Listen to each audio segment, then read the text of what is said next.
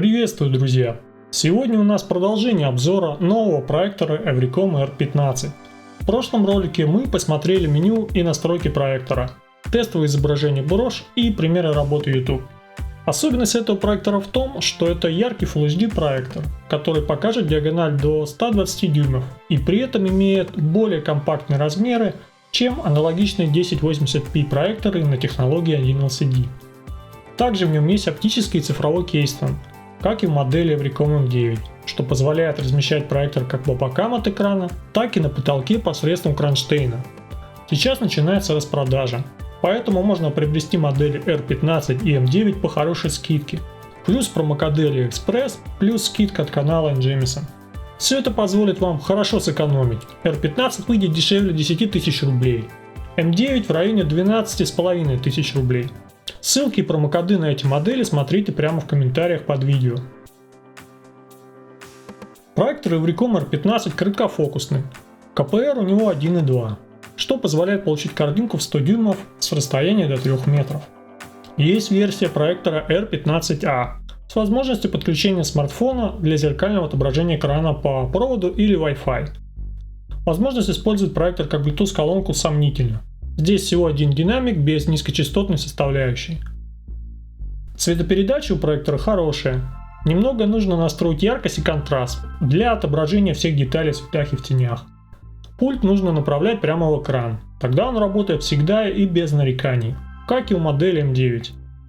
Динамик здесь всего один. Его хватит, чтобы посмотреть подкаст на YouTube или показать ребенку мультфильм. Но для лучшего погружения необходимо подключение внешней акустической системы. Картинка у проектора плавная, без стиринга и артефактов, но в режиме 60 Гц в определенных условиях он пропускает часть кадров, например при быстром боковом скроллинге фона на 60 FPS. Более всего это можно увидеть в быстрых играх-платформерах. Поэтому для идеально плавной картинки рекомендую подключать устройства, которые могут работать на частоте 50 Гц. С другой стороны, на этом проекторе можно запросто смотреть фильмы, мультфильмы, сериалы или играть на 60 Гц. Дальше будут примеры из разных игр, и вы сами все увидите. Процесс вполне комфортен, можно запросто играть в сингл-игры, как в старые, так и в новые. Теперь перейдем к распаковке проектора Everycom R15. Поставляется оно вот в такой черной коробочке с ручечкой. Сейчас мы откроем, посмотрим, что же у нас внутри. Сам проектор у нас находится в такой пластиковой пакетике, внутри в дополнительном пакетике, чтобы он не пылился. Наклею такой, видите. Оттираем, достаем. Вот так у нас выглядит сам проектор. Есть у него крышечка такая защитная спереди. Снимаем крышечку, откладываем. Вот спереди у нас находится линза и капот. Вот так у нас регулируется фокус.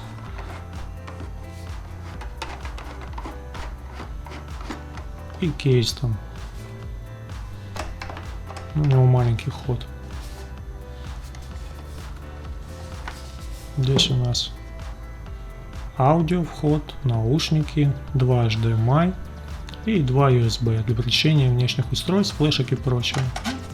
Здесь решетка вентиляции, здесь один динамик у нас находится, второй порт ИК-порта и решеточка для забора воздуха. Вот так у нас нажимаются кнопочки на верхней панели проектора. Вот здесь подключается шнур питания. Здесь у нас 4 ножки, которые можно снять и прикрепить на штатив или на кронштейн. Вот. Что удобно, здесь находится фильтр прямо под решеточкой. И с другой стороны тоже фильтр, где съемная крышка была, да, вот здесь тоже находится фильтр. Посмотрим, что у нас еще поставляется с проектором. Открываем коробочку. Здесь у нас шнур питания сам идет. 220 это АВ для подключения старых приставок или DVD. Здесь у нас 2 ножки регулировки наклона проектора и инструкция на английском. Можете посмотреть содержание. На Wix 21 было поприятнее, потому что там оно полностью на русском, а здесь у нас, видите, на английском. Такая инструкция. Положим вот пультик в пакетике, а вот салфеточкой можно оптику протирать. Положим ее. Пультик в пакетике. Ну, все как в 90-е годы. Достаем там. Батареечки у нас уже вставили. Пожалуйста. Вот так он нажимается. Ну, пульт реагирует хорошо. Направлять можно прямо в экран, как у Everycom M9. Я бы даже сказал, лучше в экран.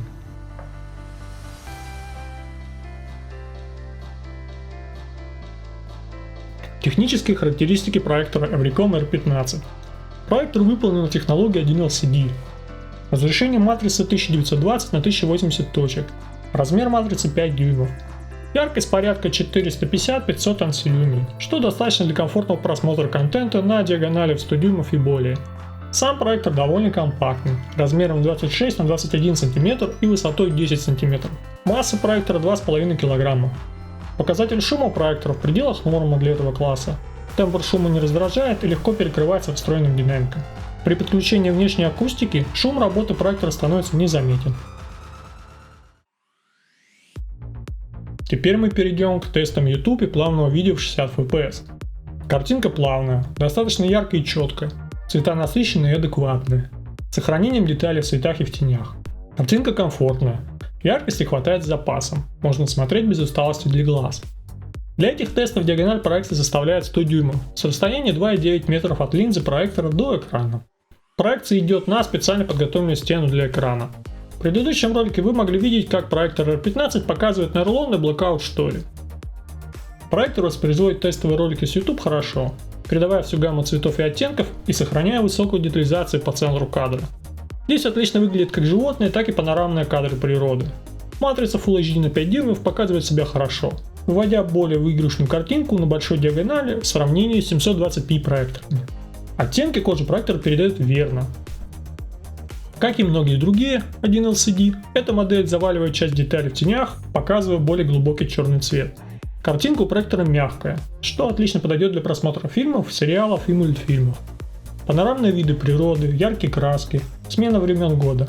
Все это выигрышно смотрится на большой диагонали, погружая зрителей в происходящее на экране. Отлично выглядит на проекторе R15 и трансляции спортивных мероприятий. Футбол на большом экране, как всегда, очень увлекательное зрелище. Цвета яркие, насыщенные, картинка плавная и хорошо детализированная.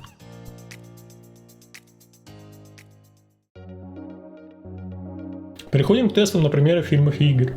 Начнем мы с классики. С ПК-классики. Это, конечно же, Doom. Культовая игра, вышедшая в далеком 1993 году, которая актуальна и сейчас благодаря своему отточенному геймплею. Игра запущена на консоли Xbox One S. Идет в разрешении 1920 на 1080 на 60 кадрах в секунду. Как видите, картинка плавная, без рывков и артефактов. Играть вполне комфортно, а управление с геймпада реализовано удобно. Всегда приятно вспомнить классику и пробежаться по знакомым с детства уровням, вложив десяток другой импов из шотгана, попутно открывая на уровне хитроумно спрятанные секреты. Играется Doom отлично, особенно на большом экране. Когда снимал тесты, залип, наверное, на час.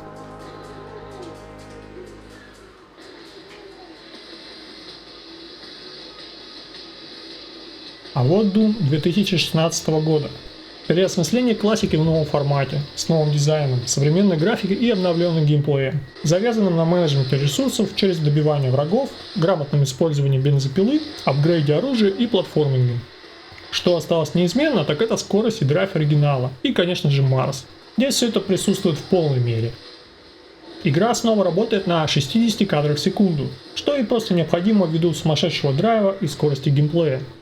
Проектор Everycom R15 позволяет играть в новый Doom без проблем. А в Steam и в консольных онлайн-магазинах сейчас как раз распродажа, приуроченная к ежегодному турниру QuakeCon. Турнир проводится начиная с 1996 года на ежегодной основе. Сейчас это не только соревнования, но и конференции с презентацией новостей и новинок от ID Software и Bethesda. А распродажа продлится еще 2 дня, 23 и 24 августа, где можно будет приобрести игры Bethesda по сниженным ценам, в том числе все части Doom и Quake. Сейчас как раз вышла обновленная версия самой первой части Quake с ачивками и всеми дополнениями. Так что рекомендую приобщиться к классике в жанре шутеров от первого лица.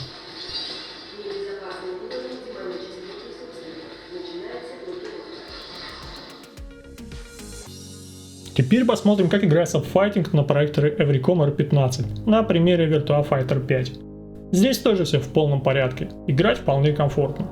Картинка яркая, насыщенная и сочная. На большом экране файтинг выглядит особенно эффектно, благодаря плавной анимации и технологии захвата движений. VF5 это классика игр файтинга, недавно получившая переиздание на PS4 с улучшенной графикой и на новом движке. Полагаю, скоро это издание появится и на других платформах. Эта версия игры с Xbox 360 запущена благодаря программе обратной совместимости на Xbox One S. Как видим, и здесь проектор Everycom R15 справляется со своей задачей. В файтинг играть можно вполне комфортно. Конечно же, мы посмотрим, как проектор справляется с популярными спортивными играми на примере NHL 2020 от Electronic Arts. Картинка плавная, яркая, детализированная. В хоккей можно играть без проблем. Процесс комфортен и не доставляет неудобств. Игра работает на 60 кадрах в секунду. Современные спортивные симуляторы дошли уже до такого уровня графики, что выглядит как настоящие спортивные трансляции по телевизору. Эффектные ракурсы камеры, болельщики на трибунах, реагирующие на каждый острый момент матча и празднующие успехи своей команды. Активные комментаторы еще больше добавляют эффекта телевизионной трансляции. Настоящие стадионы и узнаваемые звезды спорта.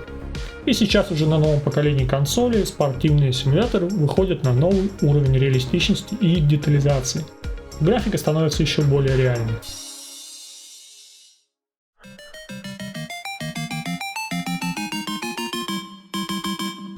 Сейчас покажу вам игры для Retro Genesis HD из 90-х одним блоком, чтобы не занимать много времени. Подключение проводилось по HDMI. Проектор Everycom R15 справляется с ретро-играми для старых консолей хорошо. Все игры адекватно работали.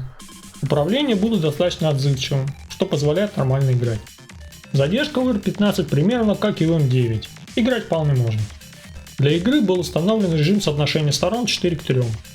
В некоторых играх с быстрым боковым скроллингом могут быть пропуски кадров, но в большинстве других игр таких проблем не наблюдается. Здесь вашему вниманию представлены хиты 16-битной эпохи от Comix Zone до Принца Персии.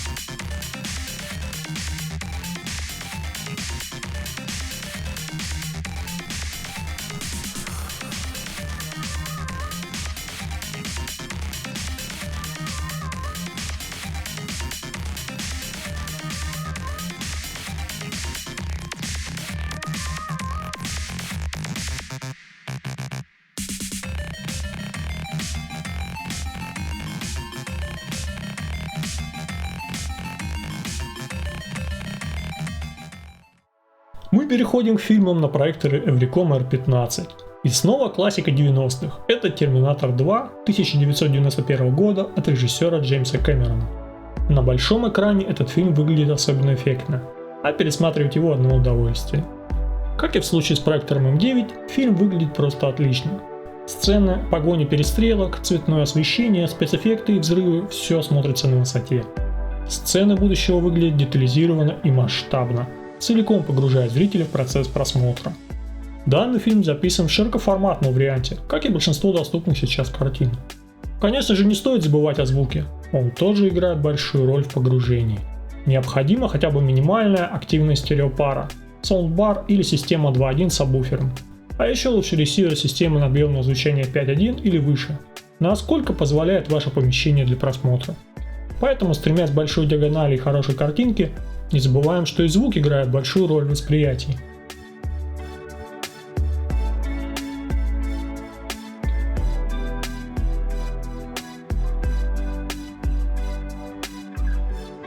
Это сцена в аэропорту из первого фильма о Джеймсе Бонде в исполнении Дэниела Крейга. Казино Рояль, как и предыдущий фильм, выводится посредством Blu-ray плеера по HDMI. Картина снята отлично. Экшн-сцены представлены как в ночное, так и в дневное время. Начало фильма выполнено в нуар-тонах и стилизовано по черно-белое кино, показывая начало карьеры агента 007. Далее фильм обретает цвета. Благодаря хорошей картинке и звуку происходит полное погружение зрителя в происходящее. Звуковая панорама в фильме отличная. Здесь тоже все в полном порядке.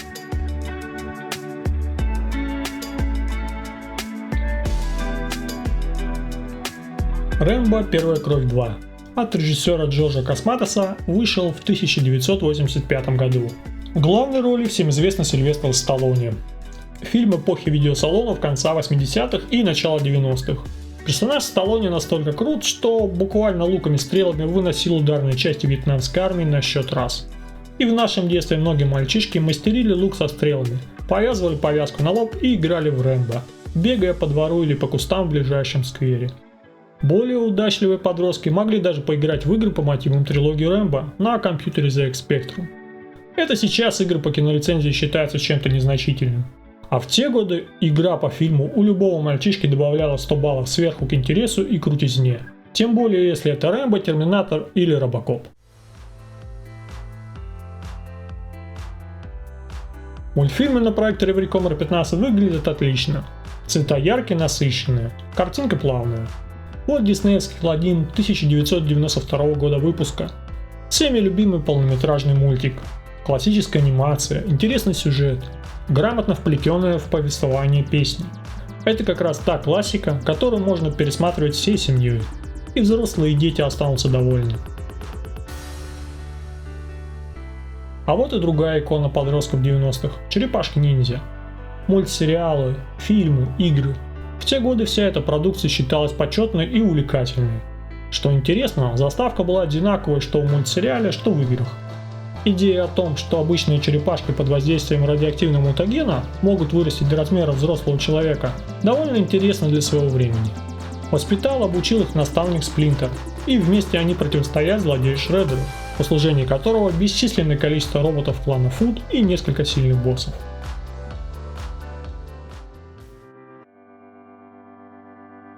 Подведем итоги. Проектор Recomer 15 хороший вариант для семейного и личного досуга. На нем отлично смотрятся фильмы, сериалы, мультики или эфирное ТВ на диагонали в 100 дюймов. Картинки вопросов нет. Проектор по размерам несколько меньше, чем его собратья по классу. В играх задержка комфортная, субъективно не ощущается. Шум проектора на стандартной яркости довольно комфортный и лишь незначительно отличается от проектора Toyinger L7. Цена на данный момент очень доступна благодаря скидкам и распродаже, которая проходит с 23 по 31 августа. Дополнительную скидку можно получить, сообщив в комментариях продавцу, что вы пришли с канала Jameson.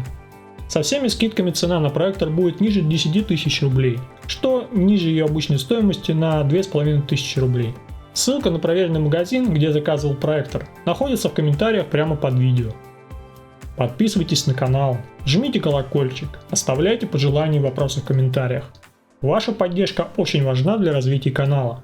Далее вас ждут новые обзоры. Спасибо, что остаетесь на канале.